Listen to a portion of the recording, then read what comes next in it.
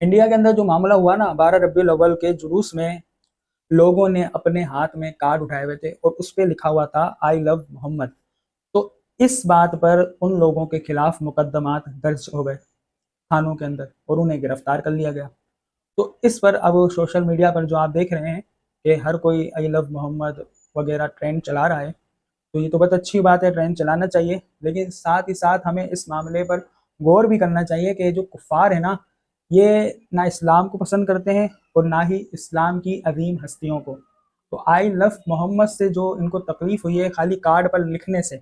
या कहने से, तो ये तकलीफ़ जो है ये समझ से बाहर है कि ये किस तरह के लोग हैं कि एक तरफ तो आज़ादी इजहार राय की बात करते हैं और दूसरी तरफ किसी खास मजहब के अजीम हस्ती, जो सबसे बड़ी अजीम हस्ती है, उसके नाम के साथ आई लव निकलने पर इनको तकलीफ हो गई। तो मुसलमान जाग जाएं और पहचानें कि कौन हमारे साथ है और कौन हमारे साथ नहीं है।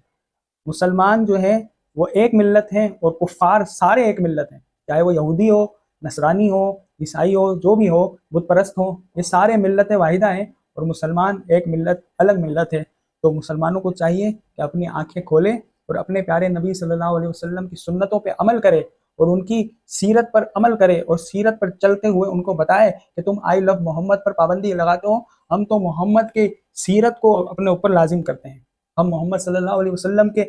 सुन्नत के मुताबिक दाढ़ी रखते हैं, उनकी सुन्नत के मुताबिक हम इमामा पहनते हैं, जो भी उनकी सुन्नतें हम पूरी तरह अपनाएं और उन कुफार को, उन बद मजहबों को, उन गैर मजहबों को इस तरह जवाब दें।